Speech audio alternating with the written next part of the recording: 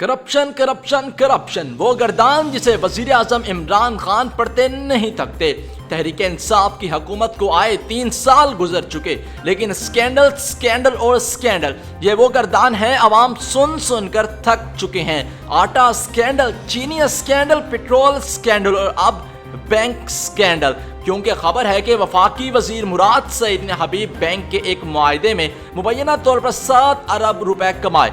Subscribe کریں دھرتی news YouTube channel, پاس ہی موجود بیل آئیکن کو دبائیں اور رہیں دھرتی کی ہر خبر سے باخبر۔ ناظرین، خبر کی تفصیلات سے آپ کو آگاہ کرتے چلیں کہ ٹرانسپیرنسی انٹرنیشنل نے ایک خط کے ذریعے وفاقی وزیر مراد سعید کی ایما پر پاکستان پوسٹ اور حبیب بینک کے مابین ایک حالیہ غیر قانونی معاہدے کی تحقیقات کا مطالبہ کرتے ہوئے کہا کہ مراد سعید اور دیگر پر اس معاہدے کے عوض حبیب بینک سے 7 ارب روپے بطور رشوت وصول کرنے کا الزام ہے۔ کہا جا رہا ہے کہ اس بڑی ڈیل کے لیے حبیب بینک نے 4 لوگوں کو 7 ارب روپے بطور رشوت دیے ہیں۔ یہ معاہدہ کروانے میں وفاقی وزیر مواصلات Murad Saeed, chief secretary Punjab Jawad Rafiq Malik, secretary مواصلات ظفر حسن اور additional D G financial services Ejaz Ahmed Minhas کے نام آتے ہیں۔ ٹرانسپیرنسی انٹرنیشنل نے اس معاہدے پر اعتراضات اٹھائے ہوئے کہا کہ اس میں پیرا رولز کی سنگین خلاف ورزی کی گئی ہے۔ پبلک پروکیورمنٹ ریگولیٹری اتھارٹی کی جانب سے بھی اس معاہدے پر اعتراضات اٹھائے گئے ہیں۔ مزید برآں اب یہ case supreme court of Pakistan میں بھی اپیل کی صورت میں موجود ہے، جس کی جلد ہی سماعت ہونے والی ہے۔ کرپشن کے خلاف سب سے زیادہ شور مچانے والے وفاقی وزیر مواصلات مراد سعید پر اب خود قوانین کی خلاف ورزی کرتے ہوئے اربوں کا غیر قانونی کانٹریکٹ کرنے کا سکینڈل سامنے آ گیا ہے۔ ٹرانسپیرنسی انٹرنیشنل کے پاکستان چیپٹر نے پاکستان پوسٹ کے ڈائریکٹر جنرل کو لکھے گئے خط میں کہا کہ ٹرانسپیرنسی انٹرنیشنل کو شکایت موصول ہوئی ہے کہ پاکستان پوسٹل سروسز کی ڈیجیٹلائزیشن کا 20 برسوں کے لیے دیا گیا 118 ارب روپے کا ٹھیکہ پیپرا رولز کی خلاف ورزی کرتے ہوئے نجی بینک HBL کو دیا گیا ہے۔ ٹرانسپیرنسی کے خط کی کاپیاں وزیر اعظم ہاؤس، ڈی جی نیب، وزیر اطلاعات، رجسٹرار سپریم کورٹ اور MD پیپرا کو بھی بھجوائی گئی ہیں۔ خط میں کہا گیا ہے کہ پاکستان پوسٹل سروسز پر الزام ہے کہ اس نے فائنینشل سروسز کی ڈیجیٹلائزیشن کے لیے حبیب بینک لمیٹڈ کو 20 سال کے لیے قوانین کی خلاف ورزی کرتے ہوئے ٹھیکہ دیا ہے۔ خط کے مطابق اس ٹھیکے کے لیے عوامی سطح پر کوئی ٹینڈر جاری نہیں کیا گیا، جو کہ پاکستان پروکیورمنٹ رولز یعنی پیپرا قوانین 2004 کی کھلی خلاف ورزی ہے۔ آپ کو بتاتے چلیں کہ اس معاہدے کی روح سے HBL ٹیکنالوجی انفراسٹرکچر اور استعداد کار بڑھاتے کی صورت میں پاکستان پوسٹ میں سرمایہ کاری کرے گا۔ اس دوران بینک پاکستان پوسٹ کو جدید خطوط پر استوار کرے گا۔ حبیب بینک ملک میں پاکستان پوسٹ سروسز کے دفاتر میں HBL کنیکٹ کے ذریعے برانچ لیس بینکنگ کی سہولیات فراہم کرے گا۔ معاہدے کے تحت حبیب بینک ملک بھر میں پاکستان پوسٹ کی عمارتوں میں ATM اور کیش ڈپازٹ مشینیں بھی نصب کرے گا۔ پاکستان پوسٹ سے پینشن لینے والوں کو پینشن کی ادائیگی بھی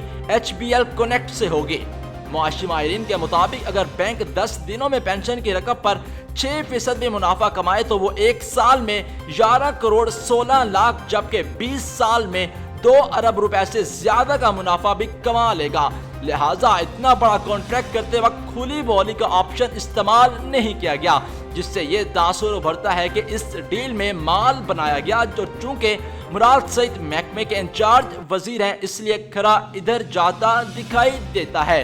ناقدین کا کہنا ہے کہ حبیب بینک نے پاکستان پوسٹ کے 2000 ارب روپے سالانہ والیوم پر نظر رکھی ہوئی تھی۔ اس کا پروجیکٹ سے HBL کو اربوں کا فائدہ پہنچانے کے لیے پاکستان پوسٹ کے افسران کے ساتھ مل کر کاغذات میں اسکیم بنائی گئی اور اس کے بدلے پیسے وصول کیے گئے، کیونکہ پاکستان پوسٹ کا سالانہ والیوم تقریباً 2000 ارب روپے ہے اور اسٹیٹ بینک کی پالیسی ہے کہ اگر کسی بھی اکاؤنٹ میں ایک رات تک پیسے رہتے تو اس بینک کو ان پیسوں پر فلوٹ کی صورت میں فائدہ پہنچایا جاتا ہے، اور اگر اس کا 25% بھی ایک رات کے لیے حبیب بینک کے اکاؤنٹ میں رہتا ہے تو اسٹیٹ بینک کی پالیسی کے تحت بہت بڑا منافع حبیب بینک کو حاصل ہو۔ یہ معاہدہ وزارت قانون کو منظوری کے لیے 21 مئی کو بھجوایا گیا تھا۔ سوال یہ ہے کہ حبیب بینک کو کس نے یہ یقین دلایا تھا کہ آپ اسٹامپ پیپر ایشو کروا لیں اور معاہدہ آپ کے ساتھ ہی ہوگا، जबकि हुकूमत पाकिस्तान के कानून के मुताबिक ऐसे मुआहिदों में स्टाम्प पेपर हुकूमत की जानिब से ही इशू करवाया जाता है और दोनों पार्टीज के दस्तखत के बाद ही अटारनी से इस मुआहिदे की तस्दीक करवाई जाती है। 3 जून को मुआहिदा होने के बाद मुख्तलिफ कमेटियां बनाई गई थी ताकि इस मुआहिदे का ऑपरेशनल और अकाउंटिंग प्रोसीजर शुरू किया जा सके, लेकिन जब अकाउंटिंग प्रोसीजर कमेटी की जानिब से मुआहिदे की कॉपी मांगी गई तो ये मुआहिदा ही मौजूद नहीं था और मुतलका विंग जिसने मुआहिदा तय करवाना था उसको इस बारे में इल्म ही नहीं था।